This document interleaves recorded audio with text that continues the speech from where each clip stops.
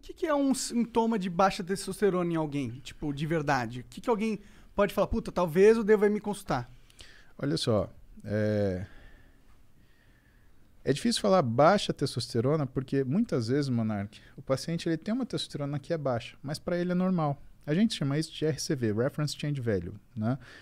O que a gente estuda no consultório? A gente estuda o paciente. Então, a gente tem uma planilha onde a gente avalia exames a cada 2 ou 4 meses. Então, a gente tem uma linha do tempo do que é o exame desse paciente. Então, tem muito paciente que a testosterona normal dele é 450. Tem outros que a testosterona normal é 850. Tem aí, tudo aí no meio. Tá? Então, é difícil falar o que é o sintoma da baixa testosterona. Eu posso te falar o que é sintomas que você deve procurar o médico. Tá? Então, vamos começar um por um. Que se você tiver esses sintomas, alguma coisa você vai achar. Primeira coisa, percepção de que você está mais cansado para fazer as coisas que você normalmente fazia. Essa percepção de mais cansado, ela pode se manifestar de duas formas. Primeiro, uma sensibilidade maior ao esforço, ou seja, você faz um esforço menor e você se sente mais incapaz de lidar com ele. Segundo, uma incapacidade de continuar funcionando em um meio de esforço. Antes você sentia o cansaço e conseguia seguir adiante. Hoje você não consegue mais. Terceira coisa, você pode ter alterações do que é a sua percepção de fome e saciedade. São coisas diferentes. Fome, quero comer. Saciedade, consigo parar de comer quando eu quero. Capacidade anorexígena, capacidade de não comer. Normalmente, esses estados de cansaço, eles fazem com que o teu corpo interprete que existe uma necessidade de energia. Então, você começa a perder o controle da sua capacidade de se alimentar. Isso é um sinal que tem alguma coisa errada com você, porque isso já é um controle central, é um controle neurológico. A gente tem sistemas muito delicados que cuidam disso. Interessante. E você tem que ser capaz de parar de comer quando você começa e você tem que ser capaz de não comer quando você não quer. Só que não comer quando você não quer já é uma coisa que demora mais para você perder. Que é a primeira coisa que a gente perde a capacidade de parar de comer quando a gente começa. Outras coisas interferem aí e que tem muita relação com função hormonal. Né? Não só de testosterona, hormônios sexuais, mas tem função, o estradiol também conta nisso, mas tem função, por exemplo, tireoide. Né? A tireoide ela dá uma sensação de tão baixa energia que o sujeito, um dos sintomas se chama sugar craving. Né? A pessoa precisa de açúcar. Por que ela precisa desse açúcar? Porque toda vez que você come um açúcar simples, e fique atento se você tem essa sensação, principalmente se você come açúcar e de repente você tem um ânimo que aparece do nada. Toda vez que você come açúcar, você transforma uma grande quantidade de T4, que é um hormônio estocado, em T3, que é o hormônio ativo. E essa transformação, ela te dá uma disposição. Isso é uma coisa que... Isso acontece comigo, hein? Sim, isso que eu ia falar. Às vezes quando eu falo, nossa, preciso de um doce, do mano. nada, caralho, preciso de comer um doce. Mas você percebe que preciso de um doce não é uma coisa real? O real é, preciso de comida? Por que eu não preciso de um churrasco? Porque o churrasco não vai dar aquela sensação de... Exatamente. Então, o que está acontecendo? Por que tem essa sensação de... É isso que é o lance. Entendi. Outra coisa, variação do paladar. A gente tem uma necessidade de comer algumas coisas que necessariamente o nosso cérebro ele meio que sente falta disso. Tem um nome muito engraçado, vocês vão rir, chama pica gravídica. Sabia que vocês vão rir. Pica gravídica. Não tem como não rir, né? Não tem. Os dois são bons, tá ligado? E é um nome que uma parte complementa a outra, né? Que faz sentido, né? Mas, por exemplo, é aquela história de mulher grávida ter vontade de comer tijolo, cabo de vassoura, né? Por que é isso? Isso daí é uma alteração, não deixa de ser uma alteração nutricional e que muitas vezes tem relação com alguma função metabólica que não está organizada. Sensação de mal-estar depois que você come, aquela sensação que você fala, nossa, agora eu queria um caixão para morrer e ressuscitar, né? Isso também é um mau sinal. E eu acho que eu preciso me consultar com você, cara. Cara, tudo isso que você tá falando aí, tirando o lance do açúcar, porque eu não sou muito chegado, não. Mas o lance de... Quando você falou que, porra, quando o teu corpo tá cansado, ele começa a achar que tá faltando energia que tu quer comer, pá. Porra, tu me definiu, cara. Não, mas é verdade. Aí você percebe que assim, você nem tá com fome, mas você quer comer. E sabe qual é o grande problema? E assim, tem uma série de outros sintomas. Se a gente for começar a falar, então a gente vai de cima para baixo. A gente nem começou a falar dos neurológicos. Ainda tem cognição, tem memória, sensação de recompensa. controle da ansiedade, da agressividade e da Sensação de irritabilidade. recompensa. Fala um pouquinho dessa da sensação de recompensa. Sensação de recompensa, a gente está falando do que é a organização de alguns núcleos no nosso cérebro, tá? Então... Porque eu não sinto essas... Eu não tenho mais essa parada, tá ligado? Claro que tem, você fica mó feliz que você ganha de alguém no jogo, porra. Não, mas não, porra, não é disso que eu tô falando. Mas esse é o mesmo Não, eu tô mecanismo. falando de, pô, por exemplo, eu não... Os caras falam pra mim assim, porra, maneiro o trabalho que tu tá fazendo, ou coisas do tipo assim, no macro, não tô falando de um joguinho, tô falando no macro, a minha sensação é sempre de indiferença. Blazer. Então você está falando de dopamina e adrenalina, tá? Isso você vai entender, você nunca mais vai esquecer, tá? O nosso cérebro, ele tem linhas de nos proteger, tá? E essas linhas de proteção, elas alteram que a nossa tomada de decisão. Então existe um equilíbrio muito perfeito entre alguns locais. Vou falar os nomes para você escutar uma vez. Striatum dorsalis, núcleo accumbente, amígdala e núcleo ventromedial do córtex pré-frontal. Esses são 4 que a gente lida com mais frequência, tá? O striatum dorsalis é um núcleo de neurônios no nosso cérebro onde ele fica medindo constantemente os títulos de alguns neurotransmissores. Neurotransmissor, ele é simplesmente uma substância química que transfere uma informação de um elétron de um neurônio a outro. Perfeito, obrigado. E esses neurotransmissores, quando a gente olha isso, quais são os que a gente olha com mais frequência? Dopamina e noradrenalina. A dopamina é aquilo que desperta a tua iniciativa de fazer as coisas. Ela está concentrada aqui na sua região frontal da cabeça, que é o núcleo ventromedial do córtex pré-frontal, por exemplo. Por quê? Porque essa área, Igor, é o grande simulador do seu organismo. Então, se eu te chamar para, por exemplo, comer um ceviche, você simulou peixe cru, não quero. Paulo, obrigado, não gosto. O que não acontece, por exemplo, quando você está bêbado. Né? Quando você está bêbado, o que aparecer na sua frente, você come. Por quê? Porque você está desfrontalizado, você desligou o seu órgão simulador. Mas vamos continuar lá. Vamos pegar a propaganda do iFood. A gente estava aqui, 1h, 1h30, né? Por que nessa hora a gente jogou um sanduíche na tela? Porque o teu cérebro olhou aquilo e o teu núcleo ventromedial do córtex pré-frontal, ele simulou. Nossa, que bom seria se eu comesse um hambúrguer agora, porque está na hora do almoço. Seu nível de dopamina sobe. Você pega o seu telefone. iFood, hambúrguer. É a dopamina que te move pra tomar essas decisões, assim? Pediu o hambúrguer, beleza? Esse tá funcionando, Igor. Você teve... E aí, a gente vai chegar no lance da satisfação, tá? Só que quando esse hambúrguer chegou 40 minutos depois, algumas vezes, você já deve ter sentido assim, pô, mas eu tava com vontade de comer macarrão. O que é isso?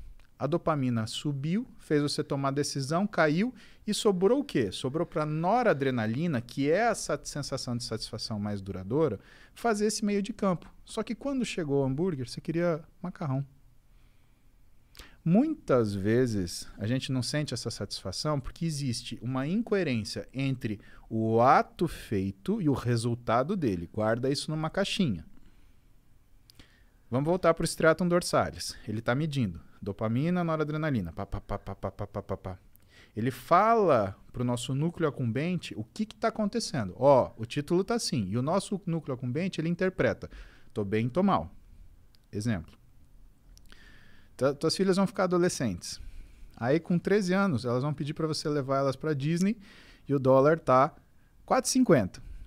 Cara, você vai fazer das tripas coração, você vai pagar uma passagem caríssima, fila, lá. Quando chegar na Disney, e assim, ela tá aqui em São Paulo, eu quero ir, porque se eu não for, eu vou morrer, porque todos meus amigos foram, só eu não fui, você não gosta de mim, minha mãe não me ama, eu fui adotada. Cara, é toda... Coisa de adolescente. Exatamente. Chegou na Disney, pisou na porra do parque. Ah, essa isso. Aí você quer falar assim, uma porrada. Acorda! Por quê? O núcleo accumbente, ele é sensível a variações hormonais, tá? No adolescente, o que você mais tem é variação hormonal. Então, ele faz essa leitura de percepção de recompensa ou não de uma forma muito inacurada. Por isso que é difícil você ver um adolescente que está 100% equilibrado o tempo inteiro, né? Ele está escutando uma música de corno lá, dormindo, sofrendo, ou então ele tá, sei lá, dando heavy pulo, metal. alucinado, né? Ele tá sem comer, ou então ele tá lá comendo, fast food mais nervoso que tem. Aliás, você já viu, conta nos dedos, quantos adolescentes, por exemplo, gostam de comida japonesa? Por quê? Porque comida japonesa, você sente o sabor aqui, no paladar, no nariz, não na boca. E, por exemplo, um fast food, um hambúrguer, você sente aqui, super salgado. O que ela quer? Ela quer água? Não, ela não quer água, ela quer um refrigerante, super doce. Quem que toma vinho? Nós 4, nós 3, né? Por quê? Caralho, Igor, falou que você tá tão gordo que você conta como 2. Não, hein? Contei o Sérgio. Então, por que a gente toma vinho? Onde você sente o vinho? Aqui. Então, o que você percebe? Você percebe que essa sensação de recompensa, né, ela existe numa determinada situação de equilíbrio. A gente falou, com ciclo de esteroide assim, com implante hormonal mal indicado é assim, e na adolescência é assim. Por isso que o adolescente ele tem essas insatisfações tremendas e tem essas satisfações, né, abruptas e explosões de euforia. Isso faz com que ele tenha não é uma fragilidade desse sistema, mas uma necessidade dos pais, por exemplo, lidar com os adolescentes de forma a não romper os laços. Por quê? Se você é pai, se você é mãe, você está numa situação dessa, e se você está estressado, cara, você vai querer dar um pega no seu filho, dar um expor, você vai fazer isso, pelo amor de Deus, não rompa o laço. A vida dele é assim, ele está aprendendo a mexer com esse aparelho, tá? Então o que você tem que fazer? Você tem que lidar de um jeito onde você mantém o respeito, mantém a autoridade, porque limite todo mundo precisa, né? Agora, não vai gritar, não vai berrar, não vai bater, isso daí não adianta.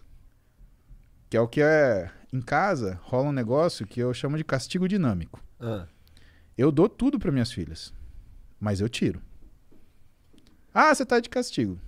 Ou então, na realidade, eu falo assim, você tá de castigo. As bichas travam que não passa pensamento. Por quê? Porque o castigo não tem data. Quando que é a data? Quando eu olhar para ela e ver que ela mudou a atitude dela.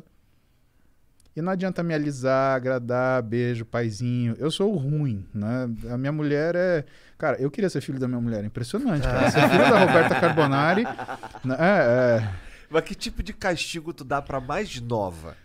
Cara, pra mais nova... Então, o castigo o é Igor assim... querendo dicas. Eu quero dicas. Tá bom. Cara, a Duda e a Clara, elas são completamente diferentes. Elas são maravilhosas naquilo que elas são. A Duda tem 17, é uma mulher, né? Ela tem muita iniciativa, ela tem muita argumentação e ela é uma pessoa muito de agir, né? O que às vezes me preocupa, por quê? Porque às vezes ela considera pouco o que são as consequências das coisas. A Clara, nesse sentido, ela é o contrário. Ela é como eu, assim. Ela é medrosa. Ela não age. Ela pensa. Se deixar ela pensando, a decisão é tomada por ela. O que é uma coisa que eu me preocupo com ela.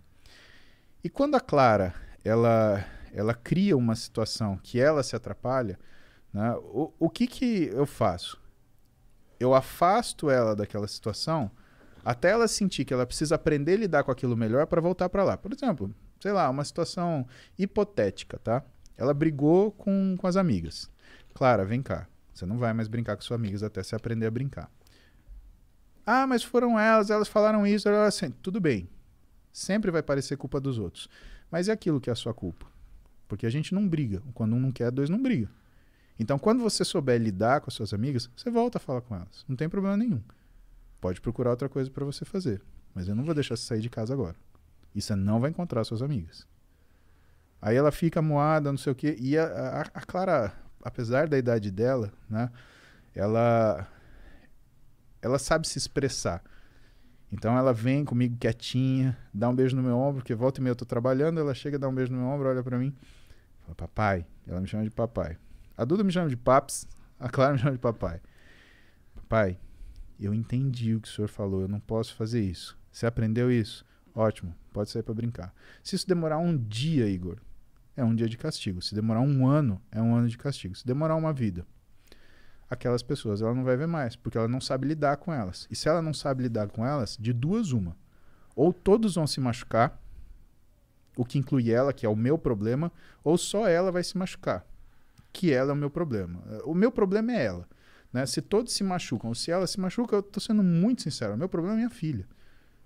Então ela precisa saber lidar numa situação de estresse e pressão. E se ela não sabe lidar, ela tem que pensar naquilo, usar o núcleo ventromedial do córtex pré-frontal dela para aprender a lidar com aquele negócio. Para a gente falar ainda da questão da percepção da satisfação e do que é a recompensa. Então a gente tem esse equilíbrio. A gente tem a nossa amígdala, que foi o que eu faltei falar para você, que cuida da nossa ansiedade, irritabilidade e compulsividade, né? E ela fica antagonizando o nosso núcleo ventromedial. Tem um cara chamado Daniel Kahneman, e esse cara escreveu um livro muito interessante, que eu ganhei da minha mãe, Heloísa, que chama Rápido e Devagar. E o que ele fala nesse livro? Ele fala justamente, ele faz uma análise através da neurociência do que são as nossas tomadas de decisão. Aquilo que você não pode responder na hora. Se você não precisa se defender de uma agressão imediata, nunca tome essa decisão. Pare. Pense. Você está tirando da sua amígdala, que vai responder com agressão, ansiedade e compulsão. E você está jogando para o seu córtex ventromedial, que vai simular aquela situação, as potenciais, né, complicações, e aí vai avaliar aquilo que vai acontecer. Passagem da história, vamos dar um exemplo disso. Elizabeth I, ela foi rainha da Inglaterra, ela foi traída por uma outra rainha que foi deposta, que era católica. Elizabeth I era protestante. Rei Filipe, que era o rei da Espanha, a Espanha era a potência dominante na época, né? Uma potência navegadora, tinha uma esquadra de navios maravilhosa, né? Extremamente potente. Eles estavam fazendo uma conspiração. Para quê? Para depor a rainha Elizabeth, que era protestante, né? E empossar a rainha, outra rainha católica. Tudo bem. Ele começa um trânsito de mensagens entre o rei Filipe e essa rainha, né? E eles fizeram isso com um único propósito, de fazer o quê? De que essas mensagens fossem descobertas. Por quê? Porque uma vez descobertas essas mensagens, ia-se saber que, ou ia-se acusar a rainha católica de traição. E a punição para traição ao reinado e à rainha é morte. Rainha Elizabeth, seguindo o que era o conselho dos seus conselheiros, condenou a rainha católica à morte e cortou-lhe a cabeça. Rei Filipe fez o quê? Você matou ou ordenou o assassinato de uma rainha católica. Isso, pela lei do papado, é contra o princípio do seu reinado. A gente vai fazer guerra com você. E ele entendeu isso como uma declaração de guerra. Se ela tivesse parado um minuto para pensar e falar assim, esses caras querem que eu mate essa mulher, ela nunca ia ter feito isso. Bom, o que aconteceu na história? Essa história, né, eu não lembro o nome da batalha, mas o fato é que a esquadra espanhola foi em direção à Inglaterra, teve uma tempestade descomunal, afundou a esquadra espanhola e só por isso que a Inglaterra não passou para o domínio da Espanha e se tornou novamente católica à frente dessa rainha que eu não lembro o nome. E por isso que a rainha Elizabeth ela permaneceu. Mas isso é um exemplo na história disso. Sorte aí. Quem dá cu da sorte. Exatamente. E é aquela história. E aí você para pensar, cara, vale a pena separar dois minutos para você pensar no que você vai fazer? É. Vale. Quanto isso tempo... mudou um pouco a minha vida, cara. Esse lance de pensar antes, tá ligado? Porque, porra, eu já fui um cara difícil de lidar, tá ligado? Que tudo respondia que assim, sem pensar muito. E depois que a merda tava feita, eu, caralho, fiz merda. Igor, ninguém é fácil de lidar. Só a gente é fácil de lidar. Você já parou pra pensar que você pode olhar pra você ontem que é uma coisa desleal com você e falar que você era um cara difícil de lidar. Por que é desleal com você? Porque você tá olhando para um Igor de 15 anos, 20 anos, a partir da visão de um Igor de 30 e tantos. Quantos anos você tem? 36. Desculpa. Você tá olhando para você 18 anos atrás com a visão do Igor de 36. Faz isso, cara. Isso é culpa. Isso é ruim. Isso te machuca. Porque ninguém é fácil de lidar. Tem gente que finge ser fácil de lidar. Mas ninguém é. Todas as pessoas querem o que elas querem, do jeito que elas querem, na hora que elas querem. E se elas não têm isso, as que são mais... como fala? As que são mais ardilosas, elas criam mecanismos para chegar nessa situação. As que são mais impulsivas, elas querem tomar aquilo na briga, que não tem um jeito certo e errado. Aquilo são formas. Né?